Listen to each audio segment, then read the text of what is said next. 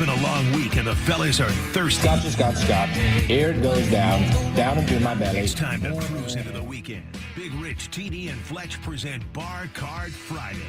Brought to you by Keg N Bottle, with the best selection of bourbon, whiskey, tequila, private section bottles, and more. My problem is I drink too much, way too much. Yeah. I get my doctor a urine specimen. There was an olive in it. Now, let's pour some drinks. Ooh-wee. We are having a good time here on a Bar Card Friday with Pursuit Bourbon in studio. How about that? Yeah, buddy. Ryan from Pursuit Spirits behind the bar. Ryan, the self-proclaimed dumbass. That's me. Yeah.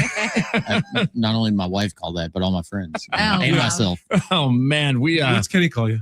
Oh, there's not enough time. He just hazes me all day he verbally abuses me. Is all day long. that your podcast co-host? That is, yes. Okay. Yeah. And your podcast you've been doing for over a decade. Yes, we With the two started of you. March in 2015 in my basement with a crappy MacBook and a crappy USB microphone. Yeah, and that's had no idea being in San Diego on a radio station 11 years later. So coming into the radio station, it's like you're back to your roots. That's right. Yeah, I feel in my safe place. Unless you're still working out of a basement. No, we are in a basement now. We actually opened a spot on Whiskey Road, downtown Louisville, full tasting room, cocktail bar, and we have a podcast studio, legit podcast studio now, right next to our cocktail bar with legit microphones. Really cool to have a permanent home. That's awesome. We've been doing it in my basement, then Kenny's basement, then in a warehouse, and so now it's very cool to have our spot on Whiskey Row. Wow. The studio's rad, by the way. It's a Bourbon Pursuit podcast is the podcast you're looking for, but the studio, a brick backdrop, and you've got bottles of Pursuit on either side of you stacked up. It's beautiful. Yeah, with the banks are good at lending money, and we thought we'd use it the best we could. So what came first, the bourbon or the podcast? The podcast. So we started the podcast in 2015, partnered with Tony, did a ton of barrel picks, kind of became the influencers, I hate that word, in the whiskey space, but people really trusted our palates and our knowledge. And so 2018, somebody was like, guys, you are making all this money for other distilleries.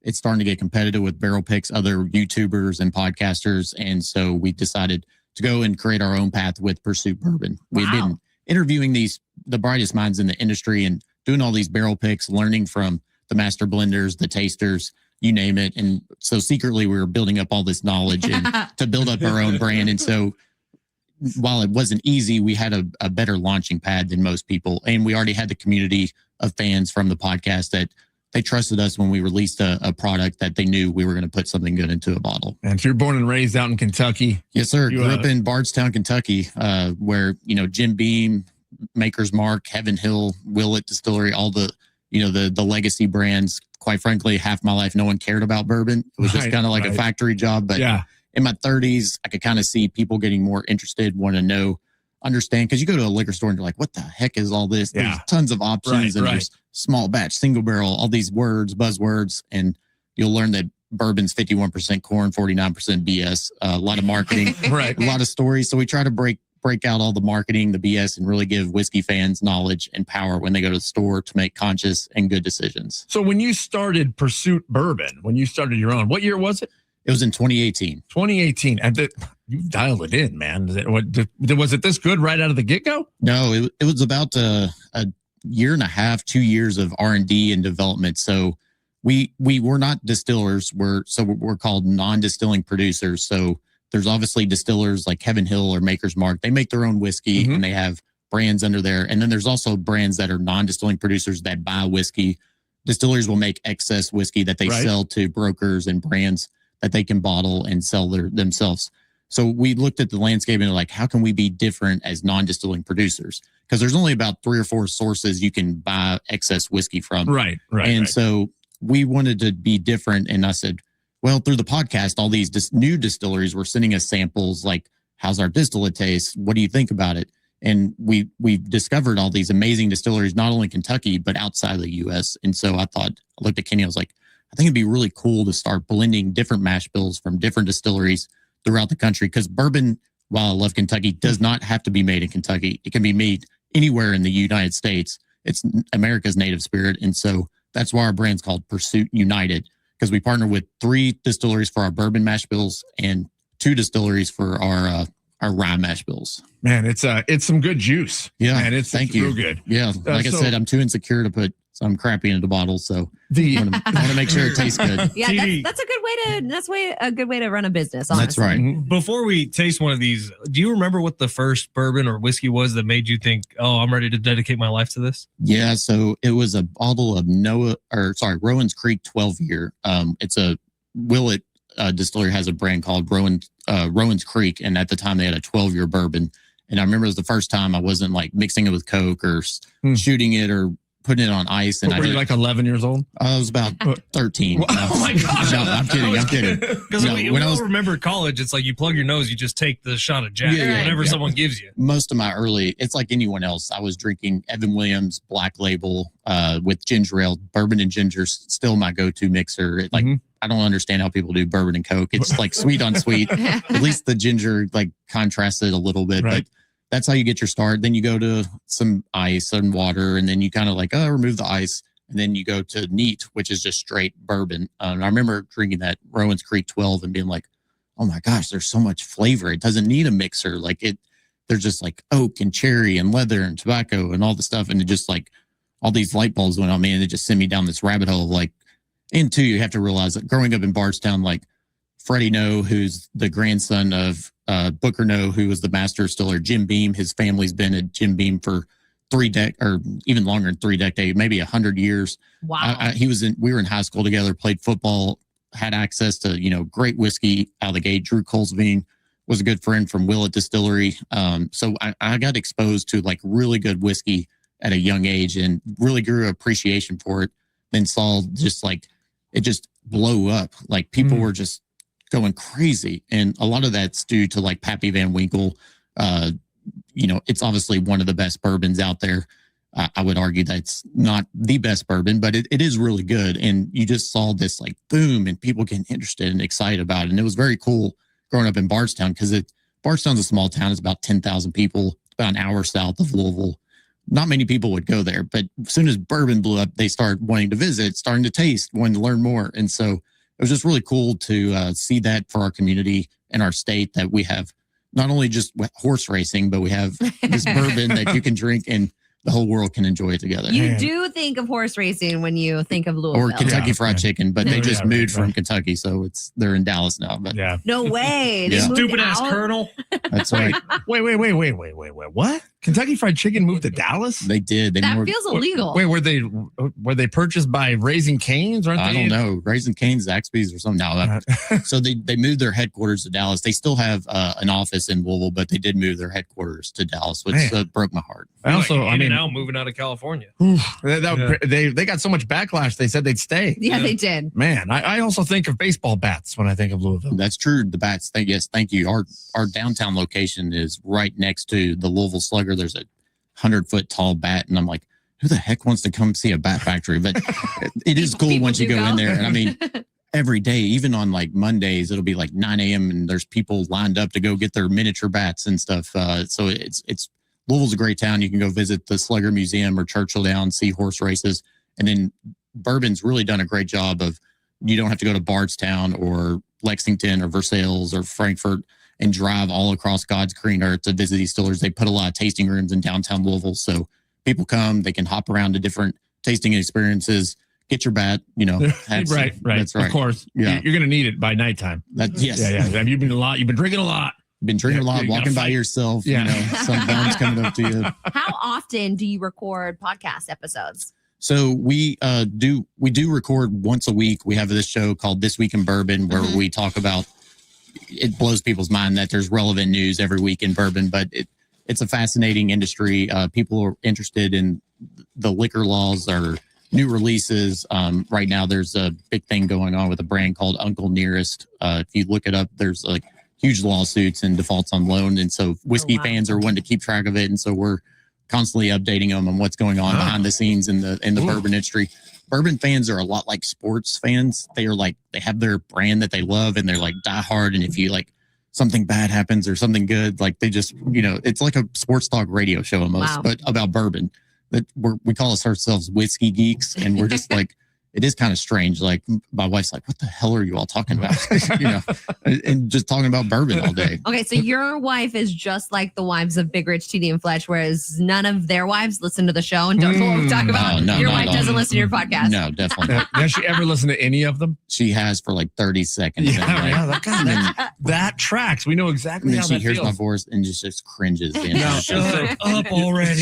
So your wife back in Kentucky, then you're out this way for work. Yes, but no, she traveled with me. She Okay. comes a lot, helps me with we do a lot of, during the day, I'll go and meet with liquor store buyers, owners, have them taste our products, hope to get shelf placement. But then at night, I do usually a tasting event, or last night, like I did a private dinner with a whiskey group. About 70 people came, and I just tell them our story. A 70-person dinner? Yeah. Where did you guys go? It was in Huntington Beach. It was a place called Stacked. Okay. Really cool venue. But it blows my mind. I show up to these things and people have been fans of the podcast. They're like, you really educated me in bourbon. I'm just so thankful for you. I lost 100 pounds walking to your podcast, or I was doing cancer treatments, and That's cool. I was listening to your podcast and it got me through, and you're like, wow, this is mind blowing. I just That thought is I was, awesome. as you said earlier, dumbass Ryan Cecil from Bardstown, Kentucky, talking about bourbon. But it's really cool that That's our pretty fans cool. will come meet us, and then I get to sign their bottles, take pictures. They show me their whiskey collections, and I'm like, yeah, man, that's awesome. That's pretty fun. Yeah, it's That's cool. pretty All right, fun. let's drink. Yeah, let's taste one of these. So we tasted the United, Yes. the triple Yeah, mash. we had the triple mash bourbon, which is the 88 proof, and then the double oaked bourbon. Okay. And now we're really ramping it up, and this is our barrel proof bourbon. Okay, barrel proof. So it has not had any water added to it. So it comes out straight out of the cask, whatever proof it is. It's like TD. That's Yeah, right. no, No there's water no. added. I have no water added to No. me No water whatsoever. added. Ever. Yeah, no. Unless it's through the distilling process. So Yeah. let's get a Of let's get a bourbon taste or on of this. coffee. Yeah, you're right. Mm-hmm. Yeah, so I hand select my 5 very Oh, best man. cask for these. This is what whiskey aficionados want. They want it straight out of the barrel, no adulteration with water. Ooh-wee. Even though it's 119 proof, obviously it's going to have some burn to it. But I try to pick the casks that are really approachable, delicate, decadent, rich, and so this is what real enthusiasts want to enjoy is our barrel proof. At 119 proof, it actually doesn't feel like it. I to know me. it's Yeah. dangerously delicious. Yeah, Don't you say the word, TD. Yeah. Well, what was I gonna say? Smooth. Yeah, that's I a wasn't curse gonna say word. smooth. I wasn't gonna say smooth. Come on, I know. That's I know. a curse word in our land. I'm sorry, I wasn't gonna say that. And when you say add water to it, you call that tempering down, right? Yeah, or proofing it down. Or proofing it down. Yeah, so a lot of bourbons on the market are predominantly in 86. To be a bourbon has to be at least 80 proof. But so at cask strength, obviously you're getting it at 120 to 100, all the way up to 140 proof. So what you get to get it down to 86 to 90 proof, you're adding a ton of water. So with that, you're making it more approachable, but you're also losing a ton of flavor by adding water. But sometimes adding water to a cask strength will open up more flavors. So a lot of fans like getting it at barrel proof because they can kind of be in control of how much water. If I want to add water, what flavors open up, I can drink it at the proof I want versus what the distillery decides to proof it at. This is wonderful. Yeah. How long has this been in a barrel? So those have been 5 to 8 years old, those barrels. Damn, Yeah, man. which is a long time when you're laying down 1,200. We lay Right. down 1,200 barrels a year. It costs about $1.2 million. You finance that with a bank, then you got interest on those, and Oh, you're my like, gosh. And you're So just staring at it, crossing your just fingers. just waiting 6 to 8 years for I can bottle this stuff. And Jeez. So the- Please don't let a rat in Yeah. this building. Right, Right, right. A hole in the barrel. Right. or please lightning strike or wind blow this warehouse down so I get insurance money for it. just let it be a natural disaster. Yeah, so it's Yeah. very. Which there's got to be a natural disaster or two happening out there. I mean, it's happened. In 1996, Heaven Hill had a lightning strike, caught one of their rick houses on fire. A rick house is where the barrels are stored. There's about usually anywhere from 10,000 to 50,000 barrels in a rick house.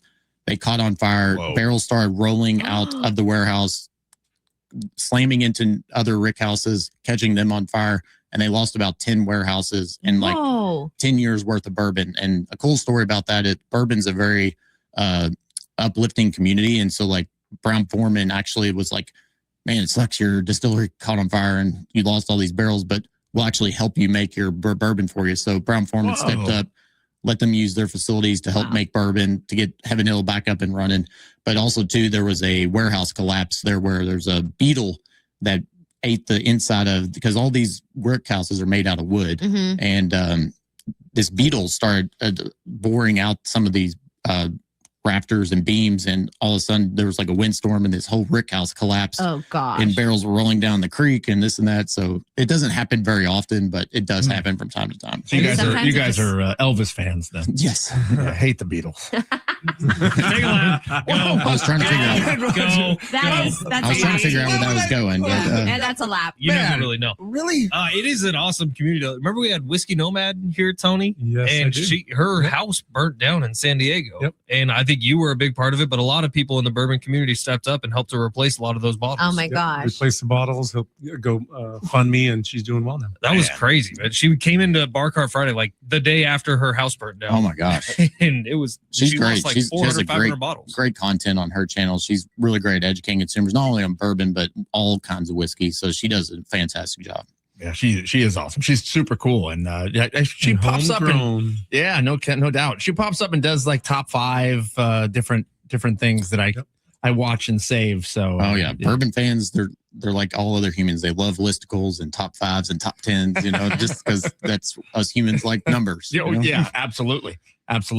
Do you want us to taste the next one first, or we've made a drink as well? I think we go for the cocktail. We go Well, for the yeah, cocktail. Let's blow out our palates with the cocktail. Let's do it. Oh wait, no, is that Wait, is that wrong? Yeah, it's up to you all. I don't care. Wait. Oh, does that? Wait, that's Let's not ask the expert. that's not the way we're supposed If you to do really it. want to taste the whiskey, if you go from a cocktail to tasting a neat, you're gonna be like, this tastes just like whatever I had previously. It's gonna taste like. TD, you idiot. Yeah, I didn't. Stupid. Just What's for the wrong record, with you? YouTube, that was Fletch that had that idea. Lowbrow Yeah, around That's here. right. Man, oh man, We'll the teach next you the one? ways. We'll teach you the ways. Is the next one the rye? It is, yeah. So we have our triple mash rye. So it's a blend of 3 different mash bills, rye whiskey. Growing up in Kentucky, I absolutely hated rye whiskey because I'm bourbon, sweet corn guy. And so but rye is a popular category. And so developing our rye, I wanted a lot more corn in our rye mash bills. So to be a rye whiskey, it has to be 51% rye or higher in your mash bills. So I did barely legal rye, 52% rye, 43% corn. And then I blend in 295.5, which 95% rye, 5% malted barley. And I blend those 3 mash bills together. So you'll notice with our rye whiskey, it's a lot of butteriness, brown sugar, also some nice like strawberry lemonade candy, and also some like herbal mint tea on it. So our rye whiskey, which is in the cocktail that we're about to enjoy, but super versatile, super flavorful. I gave the bottle a little shake. It was holding the bead for a long time, and I was like, "Whoa, man! 120, almost 4 proof." Tony, That's he's, right. he's trying to Fire in show the hole. off. Yeah, He is trying to show off. Did you Wikipedia everything first? Did you pour them the barrel proof? Right? No, The one you have is 88 proof. Yeah, this is 88 proof. The next one's going to be the 125. I watch Moonshiners, which I believe is real. Oh, it's 100% true. So is this You remember the 49% BS? Yeah. That's true. all 49%. Exactly, 100%. so this is as bourbon as a rye can get? Is that what you're saying? Correct. We call it a bourbon drinker's rye. So, Cool. because a lot of rye whiskeys are made at 95% rye. So rye, you think about rye bread, it's pungent, bold, spicy. So a lot of consumers are like, oh, I hate rye whiskey. It's too floral. It's too bready. It's too spicy. So adding in that corn just makes it a lot more sweeter, much more palatable for the American palate, because Americans love sweet stuff. We do. Yes, as you all have donuts right in front of you. That's part of our rider here to work at iHeart San Diego. We're required donuts every morning. Right. Yeah. Part of the regimen. Yeah. It's basically our vitamins. And what I like about this one, he was talking about the malted barley. So you guys probably don't know, it's 3 times probably more expensive to use, right? And it gets a third of the yield. So it's expensive for you to use it. So I'm glad you guys use that in there, but it adds that smoothness. It does. Yeah. So malted barley. So Scotch is 100% malted barley. In bourbon, we typically use 5 to 10%. And what it does, it helps convert a lot of enzymatic, not without getting too nerdy, but it helps convert sugars into alcohol, but it also softens the whiskey. It makes it more nuttier, more delicate, more kind of bready, yeasty, to where it's not just like straight alcohol. Yeah. It's almost like I was going to say, you know how we add bitters and things and other modifiers. So, but malted barley works almost like a modifier, right? It does. It It's an enhancer. Yes, Yeah. an enhancer, Absolutely. flavor Interesting. enhancer. Yes. Does it matter what yeast you use to give it a different taste? Yeah. So there's thousands and thousands of different yeast strands that if you want your whiskey to taste more banana-y or more fruity or more cereal type or sweeter, the yeast, which are the bacteria that are feeding on the grain, converting those that sugar into alcohol. Yes, it makes a huge difference on what yeast strand you use. How do you know when the mash is ready? Is it sweet at all, or is it all sour? Yeah, so when you start a mash, you'll start to see the yeast after about a day or two. You'll start to see it bubbling on top, and once you get, it starts out as a beer. Okay, so you make a beer, you grind up the grains, you mix it with water, and so that's your mash. Then you add the yeast in. After about 24 hours, you start to notice bubbling. After about 3 to 5 days, sometimes 7 days, you'll notice this like really thick layer where it stops bubbling. It's cakey layer. It's cakey, and that's when you know it's ready. So there's a lot of automation now in distilling where they have sensors and this and that that let them know okay, there's a thing called a Brix meter that will tell you how much sugars are being converted into alcohol, and they're taking readings, and they know kind of with instruments. But too, there's like on moonshiners or people that don't have fancy equipment, they just stick their finger in, smell it, taste it, and they're like, oh, it's ready. Let's go. That's Let's what go I do distill when I'm it. cooking. You know, Stick my finger in and dip a taste finger it. in. That's right. Yeah. That's right. Yeah, I know it's kind of gross. You go on a bourbon trail tour and like all these people, and they're like, stick your finger in. There's like 50 people just sticking their finger in a mash and like sticking their finger. Man, that's the grossest thing ever. This is also what you would use to like clean your finger. Yeah, exactly. So it's good. You know what? When I was a kid during Halloween time, they would do bobbing for apples at my school, and I'd be like, I'm not putting my head in that. No, that's a good choice. It Actually, was so gross. And I don't know too, how like did people that. are like taking selfies, and I'm like, how many cell phones have fell in these, giant mashed tanks? Yeah. Cell phones with their hands and face oil all over it. Yeah, no doubt. But all that mash gets cooked up to 200 degrees in a distill, and so anything that's in there gets sanitized by that process. Hopefully, no one's eating the mash. You can. I mean, it's good protein, good. Really? There you go, Kat. Yeah. Hey, yeah. It's So alcohol, they'll though. take, It's alcohol. They will take the solids from the mash, and cattle farmers actually pick up all that excess mash to feed to their cattle, their hogs, or wow. So it's like free feed. And these whiskey producers produce millions of gallons a year of whiskey, and they have millions of pounds of excess mash that they have to get rid of. So these farmers are gladly taking it off their hands. That's cool. Reduce, reuse, recycle. Actually, I know That's to fatten up the cows so we can eat them. Right. Cat also a Get some good vegetarian. marbling. There's breweries in town to do that same thing. Yep. And the farmers love just heading over there afterwards and picking it Yeah, all it's up. free feed. Man. How do you know that, Fletch? I know some guys. He's a professional I've drinker. gone the back tour of a couple of breweries here. Okay. Okay. Fletch also a free feeder. Oh, Yeah. Yeah, I will take whatever excess mash you have. So I just poured you the one you're looking at that you thought was 120. This is the one right here. Wait, which one was in my hand? That was the 88 rye. So Which one do you want me to taste? taste that first before you go go the really high proof. But Okay, so this is the 88 rye. What's the proof on this guy? this is 88 proof. 88. Sorry. Dumbass. We try to Hey, idiot. Fletch, we come try to here. I idiot just want proof to punch you in but, the face. Sometimes it's hard. I know. I thought it was bottled at 88. Yeah. Well, yeah. Well, for Stranger Things. He started the company in 2018. Yeah, well, I don't know. Got it from someone else. The number can mean whatever you want it to. I want it to mean. Just take a sip, T. Yeah, just drink. Yeah. Mm-hmm. Yeah, so you'll notice it's really buttery, really smooth. But also with the rye whiskey, rye has a lot of nice citrus notes. So you get a lot of like lemon and bright strawberries and also some like mintiness on it.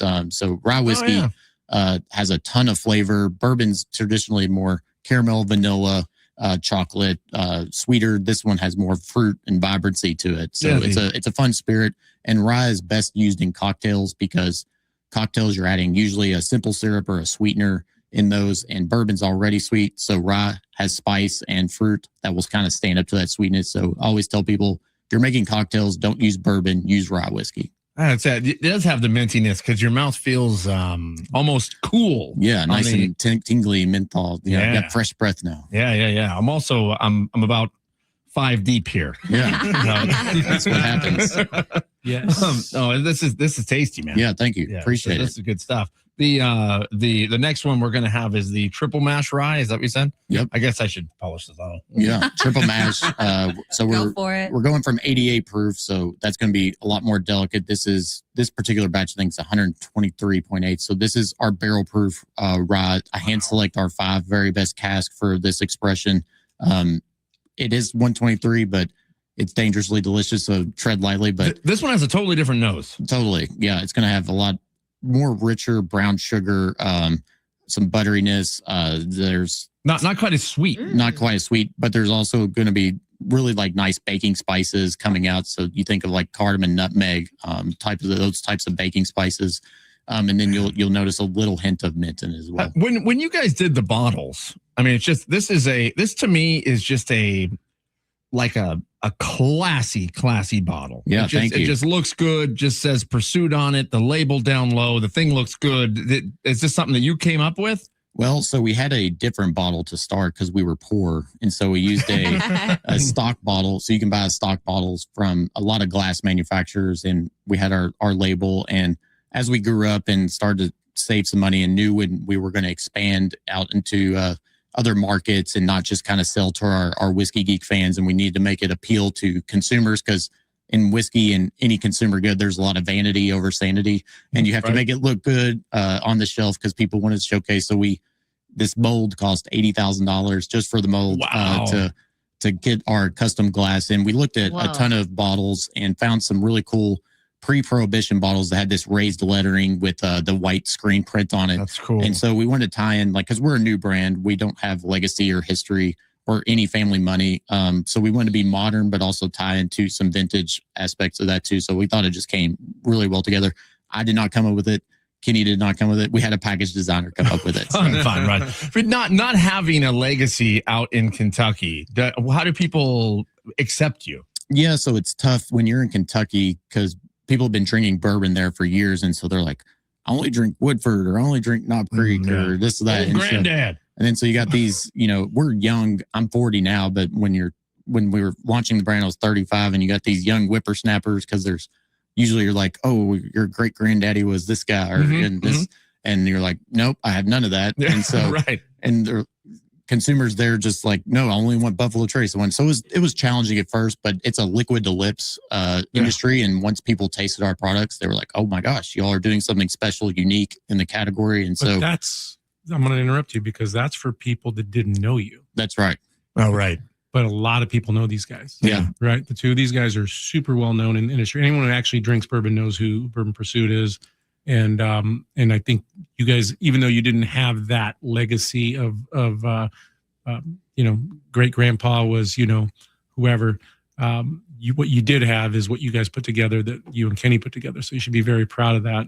Yeah. And we had the community behind us that we built, but we didn't have legacy, but all the major distilleries, we've been promoting those guys for free for years and built great relationships with them. And when we announced that we were going to start our own brand, they were very supportive. Like, they were like, how can we help? Like, you need to learn how distribution works or how we're getting on shelves or sourcing your grains or sourcing your barrels. And so we had all the industry helping alongside, which was very cool because we've been very good stewards of them and they've been super helpful for us. So we kind of had an unfair advantage, but it did take us a decade to build that advantage through the podcast. Yeah, but that's okay. I mean, honestly, they had a springboard and they're awesome and everyone loves them. And they're actually, Kenny's in Northern California, so they're launching California this week. Dividing and conquering. Mm-hmm. Wow, nice. That's cool. How about that? Yeah, How about that? Yeah, it's Taking very cool. over the world. I remember flying here to California and I'm like, I can't believe I'm launching a brand in California. That's pretty fun. That just blows my mind. When you come to California, what's the first thing you do? Is it go to In-N-Out?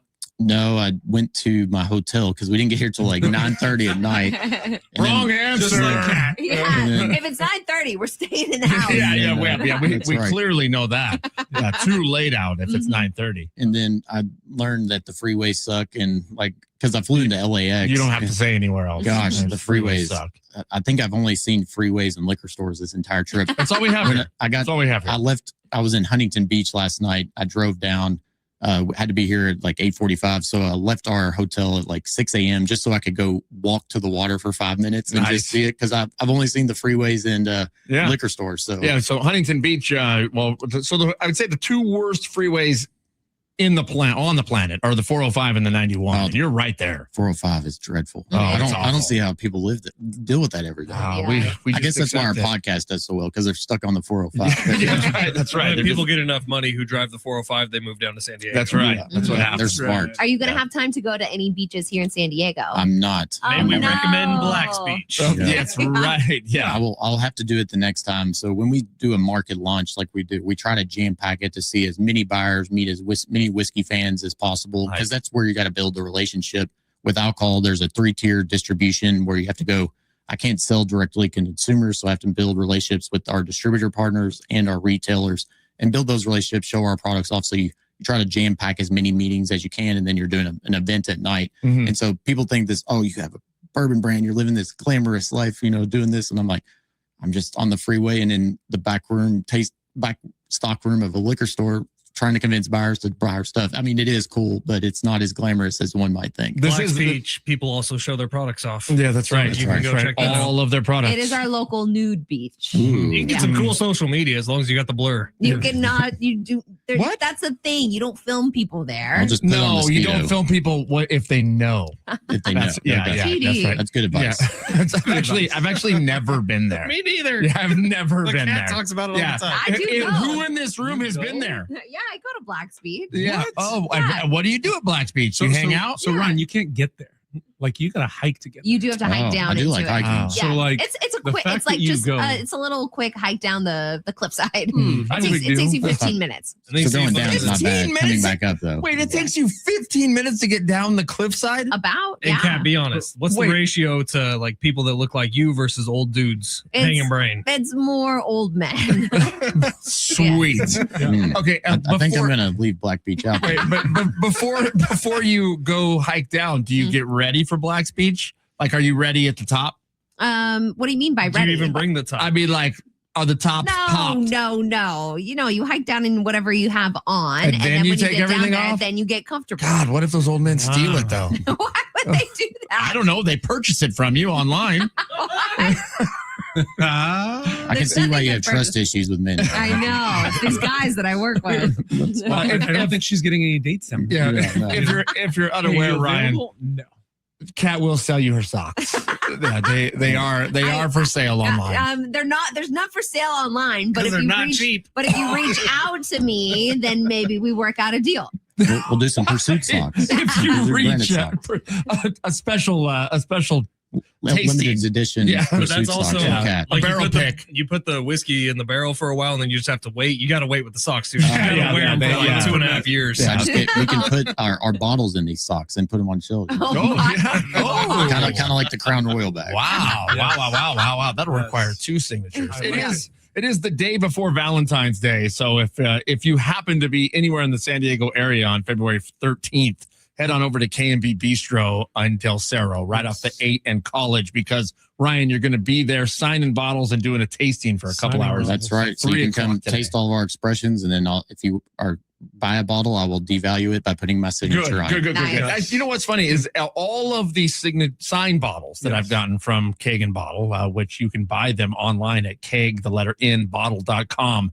I keep them. I don't open them. Yep. They sit on the shelf. That's why you Shelf got to buy 2. trophies. Yeah, You so you gotta buy gotta- 2. I still One to got stock, Patty the one to Baddies. rock. Patty the Baddy is Patty signed the right at the Baddy. top Yeah, of my bar yeah. cart. Mm-hmm. I don't even think it's good whiskey, is it? Of course, banana whiskey is great. It's great whiskey that you can get at keg-bottle.com, Fletch. Is it it's I have a- Howlerhead? What is it? Howlerhead, yeah. UFC, Dana White, that whole connection we have, and that's how we got Patty the Baddy to sign all those bottles. But I have a cool flavored whiskey story that involves this man right here. Do you remember that story? Ooh, no, I don't. Refresh me. With peanut butter whiskey. Oh, that's right. Screwball. Screwball. I remember you sent us this before it even was even a thing. Before it was a thing. And so I was in the basement with Kenny. I don't think you were at that recording. So we did a recording. We did a whistle pick as well. Okay. I remember the story though. Yeah. Yeah. So we're there and I'm like, hey, Kenny, I brought you a gift. And he goes, what'd you get me? And I go, I got you a bottle of Screwball. He goes, what the F is that? I'm all peanut butter whiskey. He goes, yeah, I don't want it. I said, mark my words here on this. And you can go back and find this live podcast. This will be the next big thing. This will bring Fireball down. And sure enough, the guy went huge, went big, and Screwball now is nationwide. I remember when I said earlier, Americans love sweet stuff. It is a thunk, right? It is like dessert in a bottle. Yeah. So that same weekend, that was the gala, right? In Bardstown. In Bardstown. So it's like an adult prom. It's an adult prom. It's kind of fun to go to. Yeah. So we're in a limo bus with Four Roses and all the execs, and so I have this bottle. I'm going down the limo bus, giving everybody a shot. And what's the late gentleman from Four Roses' his name? Al Young. Al Young. Al Young is sitting in there with his wife, and I'm like, Al, you got to try this. And he tries. He goes, has this crazy look on his face, like, what the heck is that? That's horrible. Yeah, we don't like flavored anything in our whiskey in Kentucky. We like it as natural as possible. Speaking of, let's drink this mark. Yeah, let's do it. I gotta taste spectacular. I haven't tasted the triple mash rye. Hustle up, TD. Oh my god! Oh. Fire in the hole. Come on.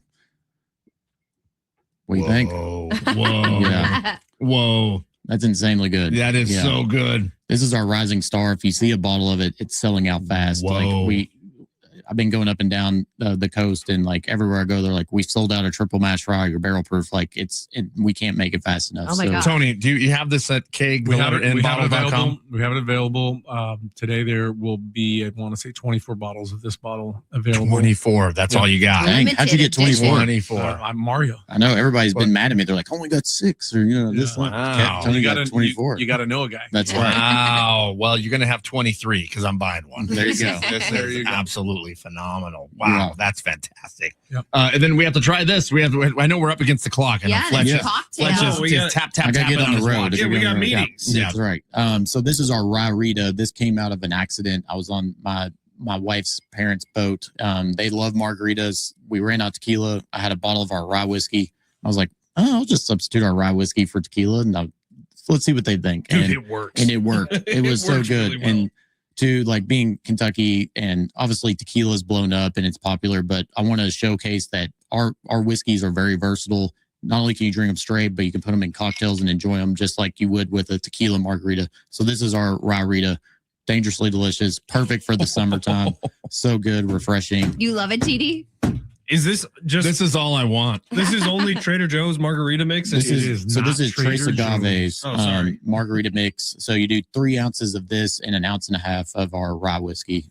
If you want to do it fancier, which we do at our cocktail bar, we do 1.5 ounces of our rye whiskey, ounce of agave nectar, ounce of lime juice, and a half ounce of curacao. Wow, And so yum. you can make a bougier version at home, but I like simplicity, and so the Trace Agave is pretty good with just the rye whiskey. That is so fun. God, that's Delicious. good, man. Man, that is Delicious, tasty. delicious. That is tasty. Man, thank you for coming in Oh, today. thank you for on having me. Bar This has Friday. been a blast. Yeah, this is I fantastic. feel Yeah, like I've absolutely. learned a lot too. Yeah, this was a good day. This was Yeah. a good day. And if you want to learn more, follow us on Bourbon Pursuit podcast. If you're wanting to learn more about bourbon, you'll be excited. If not, you'll be bored to death. But we'll teach you anything and everything about the bourbon industry. And then also to our brands, Pursuit Spirits. Pursuit United is our bourbon and ryes. And two, if you come to Kentucky, come visit us in Louisville, Kentucky. We have a great tasting room, showcase all of our bourbons. We have great experiences. And then our cocktail bar called Trial and Error, which is based off my blending process.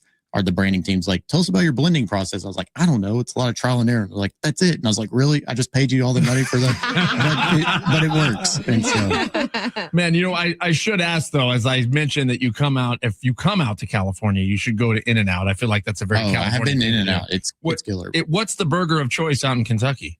Ooh. Is it Whataburger? Is that out there? No, we don't have any like, there's not really any good fast food. King Cone? There's a Toasties Tavern in Louisville that has the best smash burger, but there's how no. about the barbecue? You guys took me to barbecue one time. Yeah, that was Feast Barbecue. Feast that Barbecue was spectacular. special. Is yeah. it a chain or just a one-off? Just one-offs. We one-off. don't have any good chain burger restaurants except Five Guys. I mean, that's That's about everywhere. it. We got everywhere. Yeah, that's no, everywhere. but that was spectacular. But if you want a really good burger, go to Toasties Tavern in Louisville.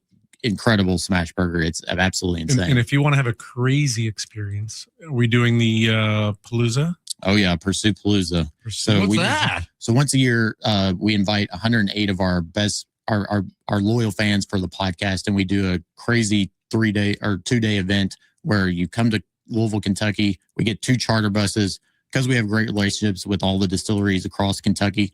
We'll ask them to do exclusive experiences for our fans. We'll charter you around to 4 or 5 different distilleries. Tony did it. It's a, Sure I did. mean, it's a, That's why I was unforgettable. That's badass. Yeah, that's why he was blacked out for 4 days. 100%. It's, I mean, it's a great time, but make sure, you get an IV before you come and schedule one for after. Wait, is it in July? I'll be in Nashville It's in in July. June. It's always the second or third week of June, but We'll work it it's a out. great We'll work time. it out. Okay. But it sells out extremely fast. Last year, it sold out in about 12 minutes. So. Oh my gosh. Yeah. Yeah, only one ticket available. That's right. Ryan's mom bought it. But for Tony, we we'll know get a you. guy. If That's you guys right. want to get in, I like it. That's I really like cool. it. Yeah. Man, it has been an absolute pleasure. Thank you for coming on today, Ryan. The podcast again is Bourbon Pursuit. Yep. And you can find that anywhere you listen to podcasts. iHeartRadio. That's right, iHeartRadio, where you listen to it. If you would like to pick up a bottle of Pursuit bourbon, head on over to Keg, the letter N bottle.com. Tony Kanja, we'll ship it right to your door. right to your Can't door. beat that. And if And- we don't sell out today, I'm going to have him sign all of them. You might get a signed bottle. Okay, that was my next Cool. question. That was my Yeah. next question, which that means you got to buy 2, 1 to stock, 1 to rock. That's right. That's how we do I it. like how that. we do. One to stock, one to rock. Yeah, I stole Never that heard from that. somebody. That's not his. Yeah. That was the the whistle pick guy. Yeah, What's his name? That was Raj. Raj we Bhakta. had Raj Bhakta in here. Yeah. When he was oh, doing nice. his mocked. Yeah. Bro, what a storyteller. Yeah, thanks Oh, for he's- calling me out, Fletch. It sounded cool. Like I come up with something really awesome. I know. I'm going to steal that one. Though. That's pretty good. Yeah, Raj is good. So keg the letter nbottle.com. It's where you go. Thank you so much for joining us. Thank you so much for joining us here on YouTube. Make sure you like, subscribe, follow, because we're going to do it again next week. It's a Bar Cart Friday. We will see you guys next week. Cheers. Cheers.